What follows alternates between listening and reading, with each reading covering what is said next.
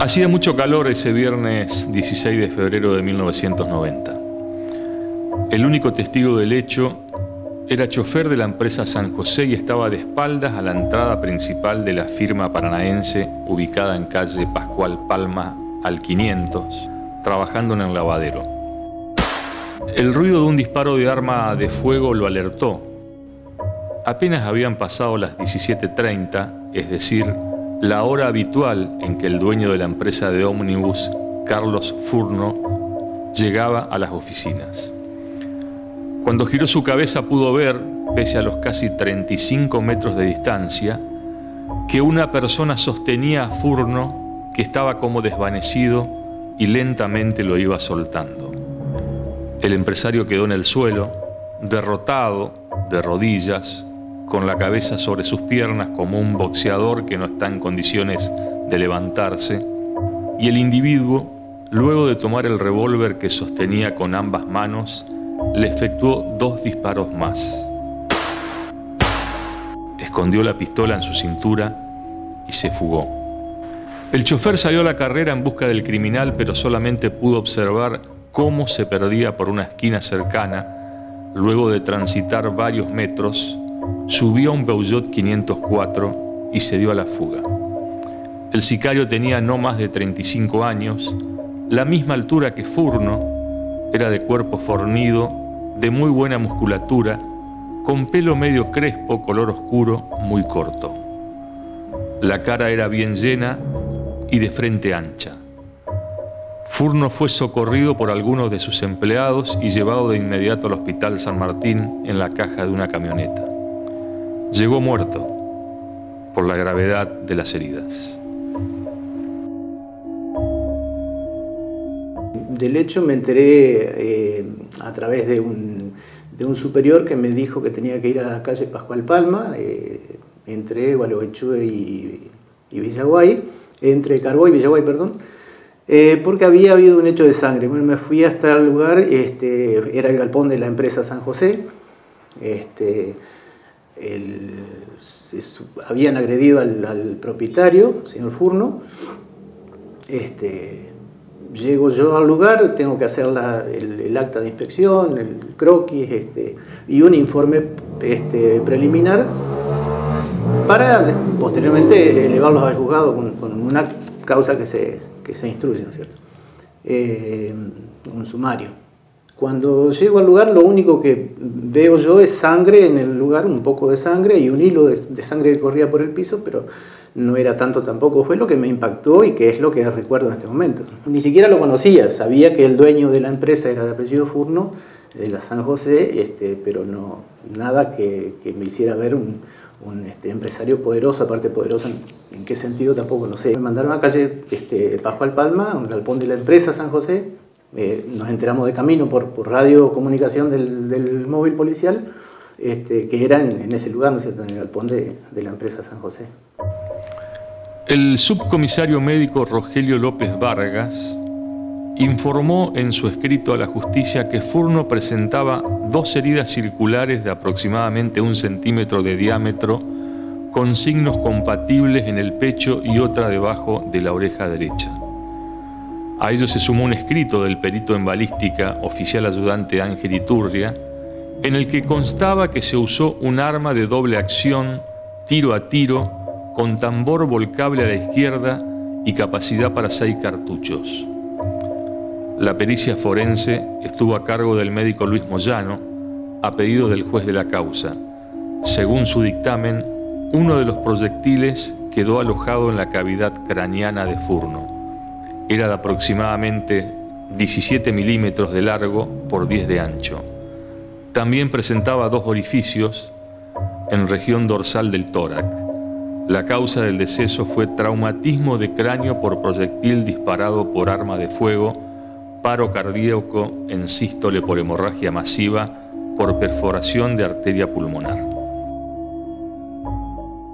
Recuerdo este hecho que fue en calle Pascual Palma, ahí cerquita del Hospital San Martín. Vamos al lugar del hecho y nos encontramos, digamos, con un portón grande de ingreso a los colectivos. dónde se le había producido la muerte a Furno, digamos. Llegamos, empezamos a buscar, y recuerdo que en el pasillo de ingreso, que hacia la derecha estaban, cuando uno ingresa hacia la derecha estaban las oficinas comerciales y después estaba el galpón donde guardaban los colectivos. En ese ingreso que tenía una cierta inclinación, digamos, teníamos que subir, en un costadito había un proyectil de plomo desnudo deformado, ¿sí? Ese proyectil evidentemente había sido uno de los proyectiles que había atravesado el cuerpo de la víctima, digamos. Y bueno, con eso nos encontramos, hacemos ahí el levantamiento de esa evidencia, después se lleva al laboratorio, y la tarea que se hace con ese proyectil es una comparación microscópica de sus características. Hasta ese momento no teníamos armas sospechosas, nada. El señor Furno tenía en su cintura un revólver calibre 32, y con posterioridad la investigación secuestra un revólver calibre 38, con el cual se hace la pericia y el cual arroja correspondencia, digamos, el proyectil con el arma secuestrada, un revólver calibre 38.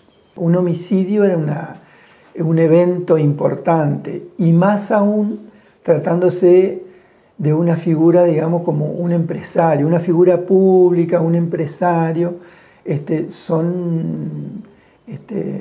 siempre afectan a la opinión pública, digamos. Recuerdo que se hizo, bueno, la pericia del revólver que llevaba Furno en su cintura, digamos. Evidentemente él ha tenido alguna sospecha, o llevaba el arma como medio de protección personal, o habrá tenido alguna amenaza o algo así. Los primeros en declarar fueron integrantes de la familia Violetti, quienes desempeñaban funciones en la empresa. Uno de ellos dijo que no sabía si su tío estaba amenazado, pese a que había constancia judicial en el expediente. Solamente reconoció que estaba en una pelea de intereses con otras empresas por el servicio entre Paraná y Buenos Aires.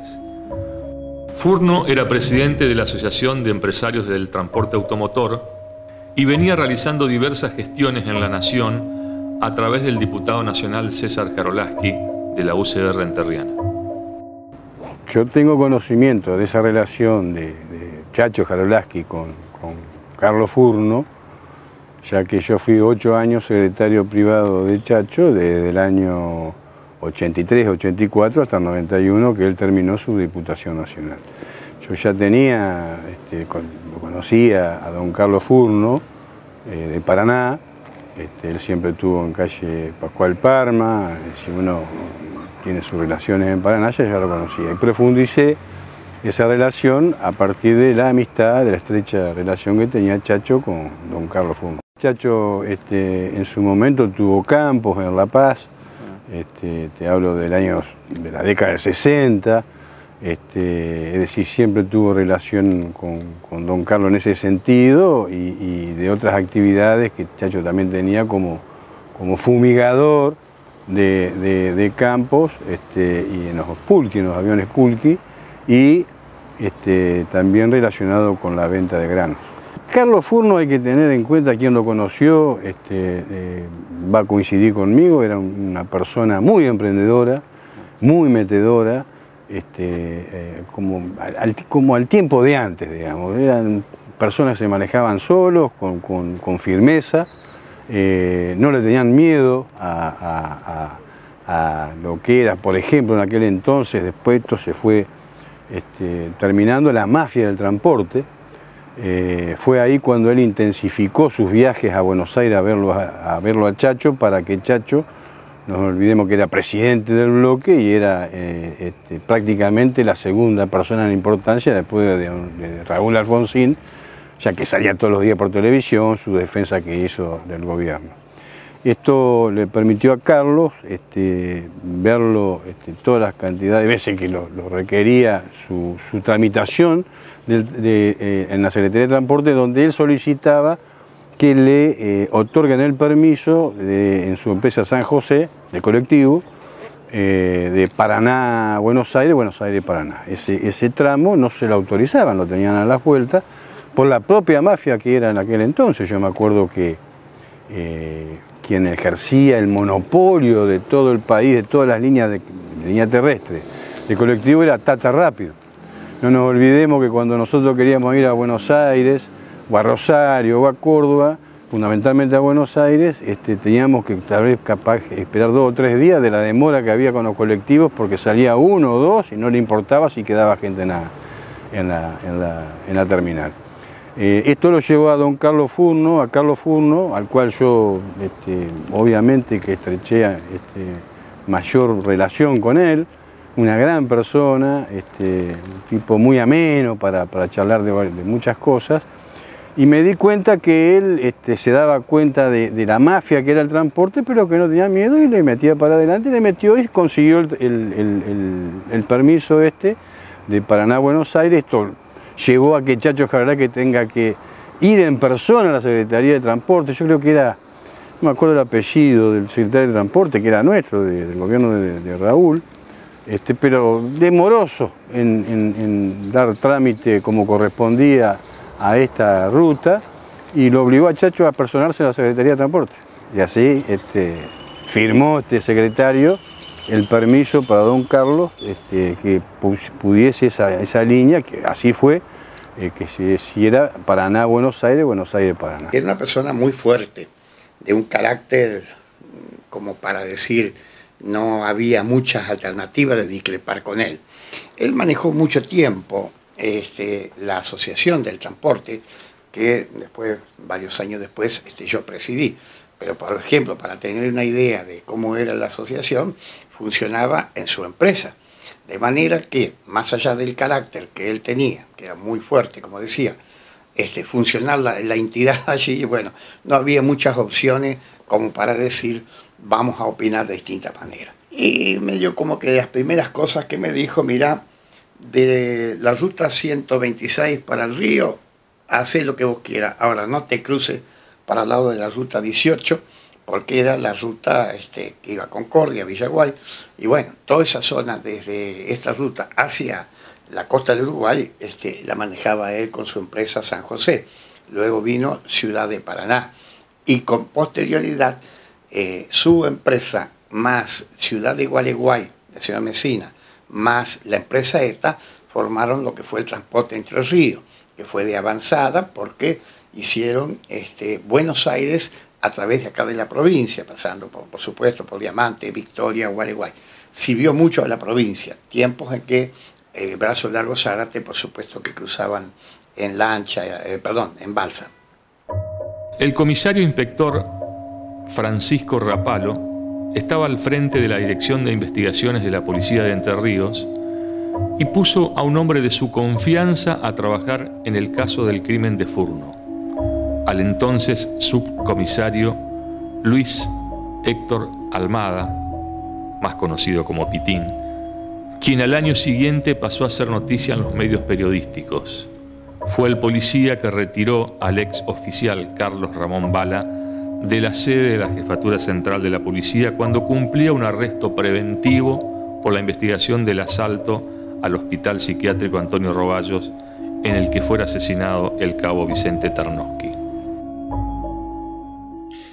Conocimos a Carlos junto con Oscar Graf en el año 87, en el primer semestre, porque había un problema con las empresas de transporte, en tanto en cuanto el gobernador Montiel había decretado la caducidad de todas las concesiones de la provincia y existía el peligro de que vinieran las empresas bonaerenses y se quedaran con ellas, o sea, con las empresas entrerrianas. Eso llevó a que Carlos Furno, en representación de AETA, que era la Asociación de Empresarios de Transporte Automotor de Pasajeros de la provincia de Entre Ríos, nos convocara para tener una reunión y ver la posibilidad de recurrir esos decretos que convocan a licitación en el medio de una elección política.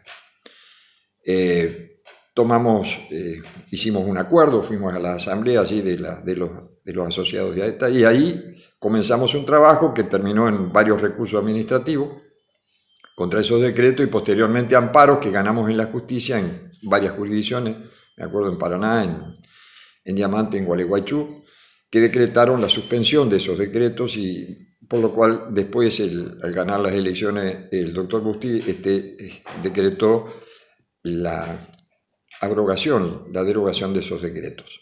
Esa fue la razón por la cual después nos contrató entonces para la empresa para trabajos puntuales en derecho administrativo, muy puntuales, ya que tenía varios estudios jurídicos que le atendían otras cuestiones. La personalidad de Carlos era la natural de un líder en el sentido de su entusiasmo por la gestión.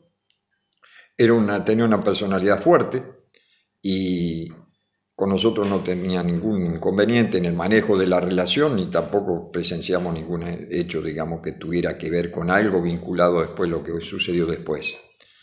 Pero en realidad nosotros nos enteramos de la muerte de él, del asesinato, del crimen, el mismo día, porque nos convocaron por teléfono a eso, porque teníamos prevista una reunión, creo que más tarde o al otro día, y en definitiva nos llamaban para decirnos informarnos de este tema. No me acuerdo quién lo llamó, pero alguien de la familia. La relación con él siempre fue cordial, siempre fue respetuosa en términos, digamos, de abogado-cliente, cliente-abogado. Era un hombre exigente en cuanto a la técnica porque revisaba todos los escritos. Él era una persona que confiaba en su inteligencia y le había dado resultado como empresario. Y a los estudios jurídicos lo manejaba en un esquema de tablero de ajedrez, digamos, cada pieza en su lugar. Nosotros nos correspondía trabajar exclusivamente en los temas administrativos de las líneas de transporte. Oscar Graf era un especialista en la materia y entonces esto nos posibilitó como estudio de llevar adelante una muy buena gestión. Formamos un buen equipo con Oscar durante todo el tiempo que duró nuestra vinculación societaria. ¿Te acordás cuántos días antes lo vio Chacho Jarolaski o cuánto tiempo antes estuvo con él? No, porque no es fácil, digamos, acordarme de esa relación que había, de si estuvo o no estuvo. Lo que sí te puedo asegurar que a Carlos, fundamentalmente yo, venía a Paraná y iba a calle Pascual Palma, al galpón donde guardaba los colectivos, que casualmente ahí lo mata, subiendo la escalerita esa. Subías por una escalerita, ibas un pasillito, tres o cuatro oficinas, una era la de él, la otra de Violetti, su sobrino que estaba antes a la oficina de él. Algo muy, muy modesto para lo que era la empresa. Y como en agradecimiento, Carlos le había dicho a Chacho que él por viaje tenía 2 butacas libres para que Chacho lo usase para todos aquellos personas que necesitaban. Yo me acuerdo que lo usábamos mucho a esos 2 lugares, que por ahí eran 4 o 5 por supuesto, para mucha gente que viajaba al Garrahan a llevar a sus hijos a ser atendidos allá. Así que eso a él lo llevaba a hablarlo por teléfono, decirle: Carlos, necesito 2 pasajes, 3 o 4 para Mengano, Sultano, va a ir Sergio a buscar los pasajes, qué sé yo, porque obviamente no había internet, había que hacer todo, digamos, físico. Así que era buscar los pasajes, dárselo a la gente y para que viaje. Y Chacho siempre hablaba con Carlos, ¿sí? Furno era una persona temperamental, con una gran visión empresarial y se había ganado no pocos enemigos. Por eso andaba siempre armado. Los problemas de competencia se agudizaron cuando logró la línea Paraná-Buenos Aires-Paraná. Recibió innumerables amenazas y como respuesta el empresario ordenó la realización de una fuerte campaña publicitaria con el precio del boleto que pasó a ser el más barato de plaza y quebró el monopolio que existía. Paralelamente adoptó otra determinación, redactó su testamento. Lo hizo exactamente 5 meses antes de su muerte violenta. Lo afectó como cualquier ser humano, digamos, que tenía una relación importante con él, pero lo afectó fundamentalmente por la manera que lo mataron, digamos, por haber sido un hecho criminal, y cómo se dio por la espalda, subiendo la escalera, todo indicó en su momento que era una persona contratada. Es decir, lo afectó mucho y siempre quedó dando vuelta la búsqueda de la verdad, digamos, y con Chacho hablábamos de que si esto tenía relación o no con la mafia del transporte, lo que en la investigación se determinó que por ese lado no iba la cosa. Pero lo afectó mucho, sí, porque era como inesperado, casualmente, a un hombre que, como era Carlos Furno, una persona que inspiraba a lo que era antes el machismo, digamos, ¿no? No el machismo de contra el feminismo de la mujer, sino de la virilidad que tenía, y que lo hayan matado así tan vilmente, ¿no? Lo afectó mucho, sí. Nosotros, la verdad que por el esquema de actividad que acabo de relatar, nosotros no teníamos un conocimiento global de todo lo que Carlos gestionaba o hacía. Teníamos conocimiento de la parcialidad que nos tocaba. Por lo tanto, no pudimos aportar a la investigación más datos del que teníamos, que era pobre en ese sentido. La muerte se le atribuye, digamos, la gente se le atribuyó a distintas causas políticas, causas que tenían que ver con las líneas, etcétera, digamos, de todo tipo. Pero la verdad que los indicios, digamos, nosotros no los teníamos, no pudimos aportar nada, lamentablemente. A partir de allí, el impacto de la muerte para nosotros fue notable, fue tremendo, porque fue la única vez en mi vida profesional y en mi vida en realidad, que mataron a un cliente de esa forma increíble. El expediente por el crimen de Carlos Furno no se movió durante casi 2 meses. Recién se activó el 16 de abril de 1990. Ese día, un automóvil con 4 ocupantes fue interceptado por la policía camino a Diamante tras una denuncia en Paraná por el robo de dólares a un denominado Arbolito. En el coche se encontraron 4 armas, según la información que se le acercó al juez Raúl Erzovich. El operativo de detención lo encabezó el jefe de operaciones y seguridad de la Jefatura Departamental Diamante, el comisario principal Miguel Leonardo Peralta, ya fallecido, y participaron 2 integrantes del Comando Radioeléctrico de Paraná. A los pocos minutos también se incorporó al operativo una camioneta de la División de Investigaciones, liderada por el comisario José Gutiérrez, hermano de otro comisario ex jefe departamental, Atilio Gutiérrez. Cada uno de los capturados fue llevado en vehículos diferentes. A todos les pusieron capuchas y les ataron las manos con alambres. Ninguno de los policías profundizó en la requisa dentro del auto. Peralta ordenó que era mejor hacer todo en la propia sede de la Departamental de Policía.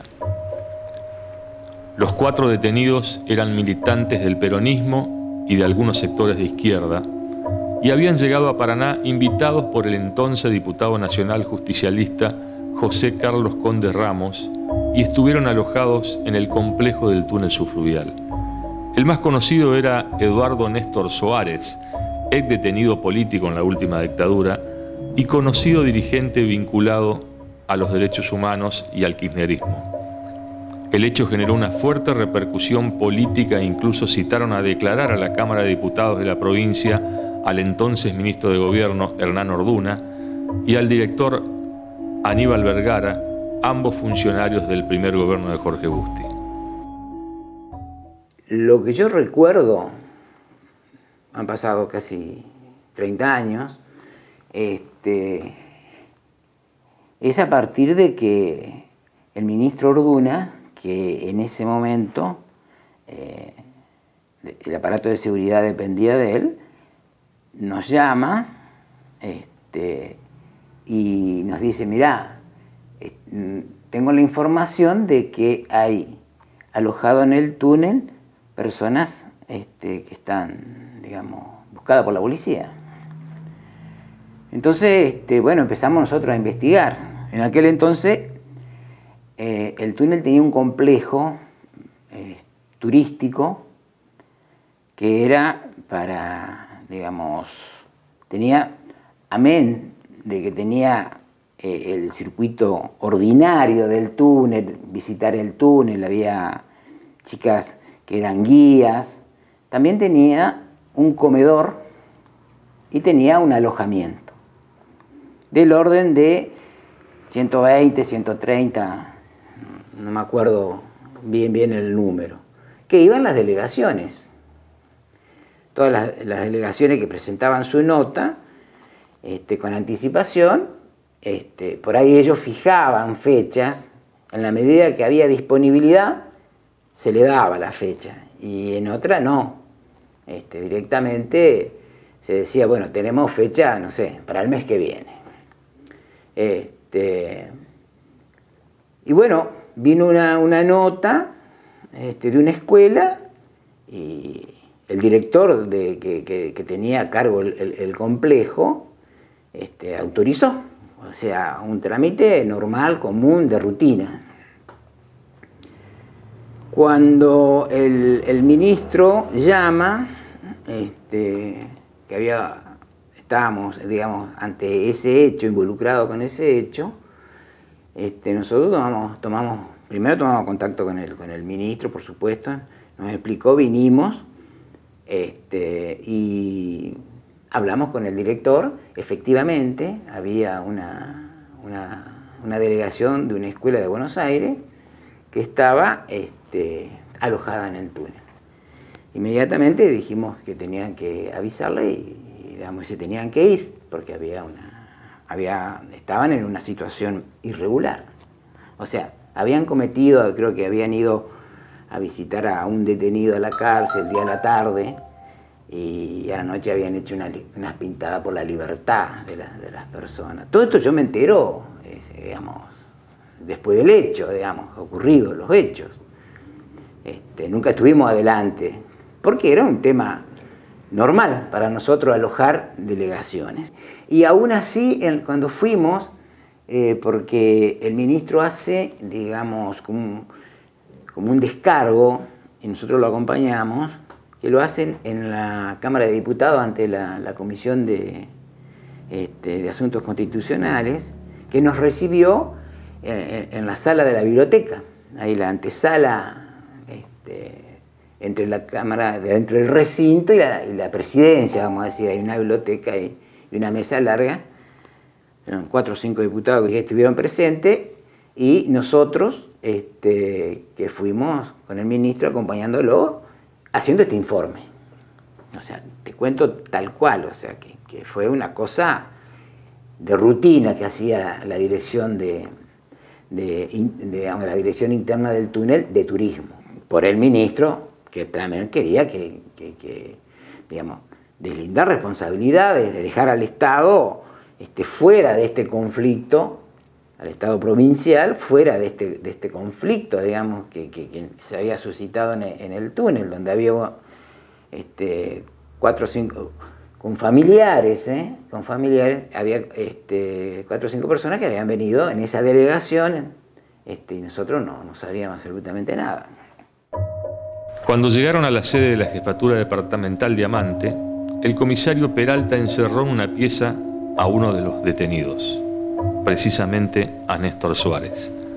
Peralta le exigió respuestas sobre una pistola Browning 9 milímetros y un revólver 38 supuestamente encontrado en el auto. Suárez le insistió que solamente llevaban en el coche una pistola 22 y un revólver 32 que estaban autorizados. Peralta ordenó que los volvieran a atar, los cargaron de nuevo en vehículos policiales y los trasladaron a Paraná. En el trayecto hubo una permanente tortura psíquica. Cargaban las pistolas y accionaban en falso el gatillo en nuestras cabezas, declararían luego los imputados. Era la clásica ruleta rusa. Pasaron 3 días hasta que fueron derivados a la Unidad Penal número 1 de Paraná. Casi 3 meses después de las detenciones de las 4 personas, el 10 de julio de 1990, un recluso que se encontraba en la Unidad Penal número 1 pidió concurrir a tribunales para declarar en una causa nunca determinada. En realidad, quería encontrarse con el juez Ersovich, a quien le pasó un dato: que entre las armas secuestradas a los detenidos de aquel episodio de Diamante estaba la pistola que había asesinado a Furno. El 20 de julio llegó el peritaje de criminalística confirmando que la pistola 38 secuestrada era la utilizada para matar al empresario. Estaba claro que alguien le había plantado el arma en el propio despacho de Arsovich. El juez entendió que el caso estaba cerrado y que había que elevarlo a juicio, y en eso coincidía con la entonces fiscal Susana Medina de Risso, quien había recibido amenazas telefónicas días antes en relación al sonado caso. Como abogada de los imputados se presentó Claudia Misawak, quien apeló la resolución de Arsovich. En su escrito remarcó innumerables desprolijidades del procedimiento de detención en Diamante y el manejo que se hizo con armas que no se encontraban en el vehículo, que fueron determinantes para el procesamiento de las 4 personas con respecto al crimen de Furno. Con Raúl Arsovich hablé muchas veces, pero debo decir que transitábamos ideológicamente caminos muy distintos. Él era un hombre muy afín con el funcionamiento de la policía, era un hombre muy afín con toda la instrucción militar y con todas esas cuestiones, y en varios casos, entre ellos el que estamos tratando de rememorar, y posteriormente el caso Otero, otro caso emblema, él confiaba ciegamente en algunos oficiales de la Dirección de Investigaciones que después resultaron que no eran confiables del todo, y yo nunca dudé de la entereza moral de la formación jurídica del juez Arsovich, pero sí creo que él cometió errores en los cuales fue inducido por esta inteligencia, entre comillas, policial, que lamentablemente ya en esos tiempos tenía algunos sectores de la policía que andaban en caminos desviados, y bueno, esto fue un caso de todo esto que estoy describiendo que puede entenderse de esa manera. Ahora, de ninguna manera yo dudé de que el juez Arsovich hubiera actuado conforme a sus convicciones, conforme a lo que creyó que era lo correcto, sino que había sido inducido por una mala investigación policial. A mediados de noviembre de 1991, asumió como juez de instrucción de Paraná el abogado Héctor Eduardo Toloy. Tanto él como Susana Medina de Risso, que era agente fiscal y también ascendió a jueza, juraron ante el Superior Tribunal de Justicia. Al quedarse nuevos juzgados, hubo una división de causas, y el expediente del crimen de Furno cayó en manos de Toloy y de la agente fiscal Susana Echaniz. Efectivamente llegaron a nuestra cámara, la sala primera de la Cámara del Crimen, 3 imputados de este grave hecho. Los 3 quedaron impunes, y lo que recuerdo fue la gran conmoción en la opinión pública, porque 1 o 2 de los imputados no eran de Paraná, de Buenos Aires. Había uno de ellos que decían que era en ese tiempo arbolito, que había andado en la zona céntrica de Paraná, en la zona de la peatonal, vendiendo y comprando dólares, y que era uno de los principales sospechosos. La particularidad del caso también se dio porque el abogado defensor de 1 o 2 de esos imputados fue el abogado hoy kirchnerista, en ese tiempo representante del PC, Eduardo Barcesat. Y todo esto generó una gran conmoción en la opinión pública y en la gente que asistió a la audiencia pública de debate y estaba pendiente todos los días, al igual que los medios, de cuál era el desarrollo de este importante juicio. Nosotros desde la parte científica hacemos esa pericia del arma, se toma el arma, se hace la pericia del funcionamiento del arma para ver si funciona, porque si no, no es considerada un arma de fuego. En primer lugar, del arma que llevaba él, y en segundo lugar del arma que se secuestra. Investigaciones o la departamental Diamante secuestra en su momento el revólver en la entrada de Diamante, el revólver calibre 38, mediante la orden del juez, en ese momento el doctor Erzovich, se hace una pericia, el juez manda un oficio, nosotros hacemos las pericias con los recaudos legales, que sería el mandamiento judicial, y bueno, se hace todo el análisis del arma, el funcionamiento, se hacen pruebas, testigos, nosotros disparamos el arma en un cajón recuperador de proyectiles, que es un tubo con estopa, entonces ahí efectuamos el disparo y obtenemos un proyectil sano del arma sospechosa y hacemos la comparación en el microscopio comparador que yo te comentaba, digamos. Y nos da resultado positivo, como que se encuentra el arma con que le habían dado muerte a Furno. Desde el punto de vista pericial, por ahí nos centramos en esto, en aportar la prueba a la justicia, y por ahí la prueba no convence a la justicia. O sea, si bien se encuentra el proyectil, se encuentra en el lugar del hecho, es una prueba contundente, digamos. Cada arma tiene características que le son propias y exclusivas a esa arma, ¿sí? Esas características están en el interior del cañón y esa es la prueba que nosotros le aportamos a la justicia. Seguramente la justicia con esa sola prueba no le alcanzó, a lo mejor no pudo determinar si realmente al momento del hecho esa arma era empuñada por estas personas que se llevaron a juicio, ¿sí? A lo mejor eran otras personas que tenían el arma, que la compraron con posterioridad o que la prestaron. Entonces seguramente no se pudo vincular. Hoy en día hay mucho más tecnología. El 27 de noviembre, Echaniz consideró completa la instrucción de la causa y envió a Toloy un escrito de 14 carillas, haciendo una síntesis del expediente de más de 600 fojas. Al final decía: considero que el dicho de un solo funcionario policial que afirma categóricamente que el arma homicida estaba en el vehículo de los imputados y atento a las testimoniales efectuadas con referencia al acta de secuestro, esta no es suficiente para procesar a Suárez, Michelena, Funes y Santamaría, que eran los imputados, ya que no surge prima facie de la prueba producida ningún indicio de que alguno de ellos hubiera sido el matador de Furno, ni estuvieran en Paraná el día del hecho. La fiscal pidió el sobreseimiento que Toloy resolvió el 4 de diciembre basándose en los argumentos de Echaniz.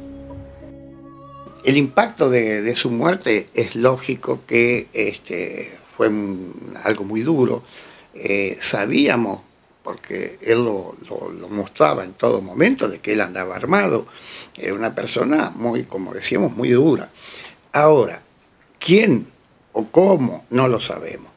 Sé que, pero esto es por dichos, que por ejemplo cuando iba a Buenos Aires no siempre paraba en el mismo hotel. O sea que él es como que sabía de que algo no andaba bien o que podía sufrir algún atentado o cosas así. Cuando vende Transporte Entre Ríos, por el otro lado creo que él tenía otra empresa, Valera San José, que también hacía Buenos Aires. Entonces se decía que había tenido discrepancias muy fuertes con la gente de Tata Rápido, que era la empresa que históricamente hacía Buenos Aires. Entonces, ese alarde que hacía de cierta violencia, que cuando las cosas no las conseguía a través del diálogo, qué sé yo, lo iba a conseguir de otra manera, es probable que eso haya llevado a que alguien, por diferencia, por intereses, haya hecho esto. Digo increíble porque la data fue en su propio domicilio, a media tarde, en un lugar céntrico, con mucho movimiento. Es increíble que no se hayan encontrado indicios que lleven a una conclusión. Eso me llama poderosamente la atención, que no haya sucedido algún resultado positivo. Por lo tanto, nos queda una enorme pena, digamos, por la muerte de una persona que trabajaba, que había trabajado desde muy joven y había logrado una empresa. Cualquier muerte de cualquier persona es lamentable, y esta fue un asesinato premeditado, sin ninguna duda. 18 meses después de haber sido detenidos, ya en 1991, El juez dispuso la libertad de Suárez, Michelena, Santamaría y Funes. El magistrado dictó la falta de mérito y levantó la prisión preventiva.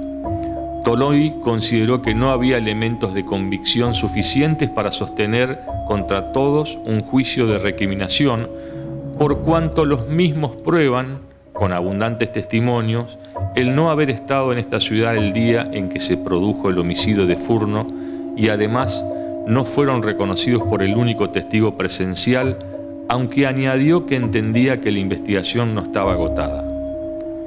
No estoy en condiciones de hacer una afirmación contundente sobre cuál habría sido o podría haber sido el móvil de este crimen, pero no descarto dos o tres hipótesis. Una, que ya en ese momento era bastante fuerte, era de que en el trasfondo del manejo de esta empresa hubiera habido una cuestión de lavado de dinero fuerte. También se habló muy fuertemente de una enorme disputa familiar por el manejo de la empresa, por el manejo de los fondos, etc. También se habló en varios momentos de que el encargado de llevar a cabo el homicidio habría sido un sicario, un hombre profesionalmente pagado para llevar a cabo estos tan deleznables fines. Por lo cual, no estoy en condiciones, ni creo que nadie, de arrimar una hipótesis que fuera bastante verosímil. Son simples hipótesis que se tejieron, y más en aquellos tiempos donde Paraná todavía era una ciudad chica, con un acontecer criminal, diría, bastante tranquilo, que esto había conmocionado a todo el foro, a toda la ciudad, y entonces las especulaciones fueron muchas, pero la verdad estuvo muy lejos de ser encontrada. La última resolución de Toloi sobre el caso Furno fue el 29 de mayo de 1992, cuando dictó el sobreseimiento definitivo de Suárez y sus amigos. Nunca más se citó a persona alguna. Nadie tampoco preguntó quién le había plantado el arma calibre 38 en el escritorio del juez Herzovich. La investigación quedó prácticamente a foja cero y con varias líneas a profundizar. Los Furno Violetti olvidaron por completo el crimen del empresario. Su sobrino, Vicente Tito Violetti, años después pasó a ser noticia al ser condenado por la justicia federal por sus vinculaciones con el narcotráfico de Paraná. Obviamente esta es una preocupación muy grande, pero que revela también una enorme impotencia ante qué hacer con situaciones como esta. Ahora, quienes transitamos fuertemente el camino de la historia del proceso penal, viendo cuáles serían los mejores métodos para arrimar una verdad lo más rápido posible, debemos decir que esto era casi un resultado cantado a todo el déficit que describí en la primera respuesta en cuanto al sistema de procedimiento, a la falta de intervención judicial en la parte investigativa, y entonces la preocupación sigue estando, incluso aún hoy. Muchos años después, relato como colofón, tuvimos en nuestras manos también el afamado caso de Dalma Otero, una entonces secretaria laboral de tribunales, que fue cruelmente matada en su propio domicilio, un hecho muy sangriento que conmocionó a toda la opinión pública y que también tuvo como juez de instrucción al doctor Raúl Herzovich, fallecido ya hace muchos años. Y bueno, aquí se dio claramente todos estos vicios, todos estos problemas que generaba esta investigación policial, seguida en forma, diría yo, artesanal, porque no había los medios suficientes, y lo que es fundamental, no había un gabinete judicial capacitado altamente para llevar adelante una investigación hasta las últimas consecuencias, pero preservando en gran medida las garantías del debido proceso, sin excesos de la policía.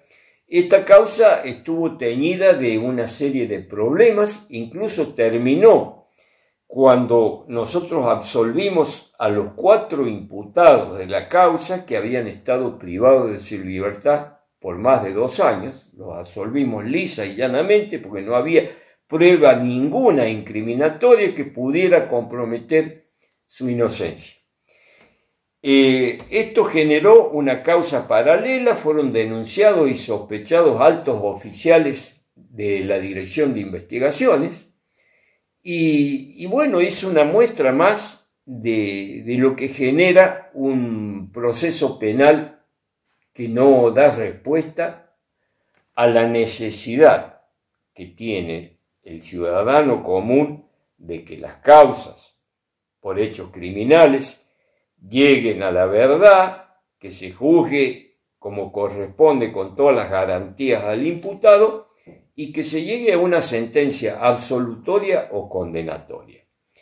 El máximo emblema de todos estos vicios y todos estos problemas lo tenemos en el entonces presidente Carlos Saúl Menem, que con 2 condenas a más de 10 años de prisión, nunca la justicia lo aprendió, y acá ya entramos en otro terreno que voy a cortar, que es el de los malentendidos fueros de los miembros del Congreso, para nunca haber sido verdaderamente penado como correspondía, y para darle una satisfacción a la ciudadanía de que los hechos no queden impunes.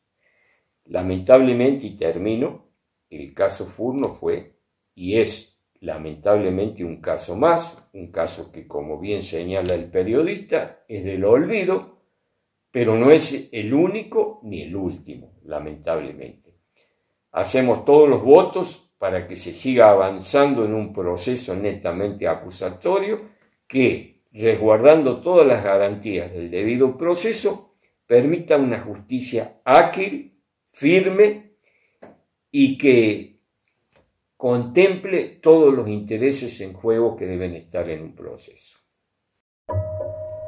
Nadie más quiso hablar del crimen de Furno, ni en su familia, ni en la justicia. Quizás era mejor dejar todo como estaba.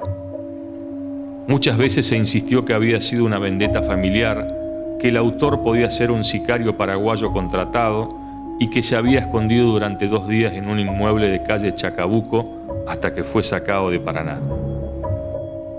Pero fue mejor esconder la verdad.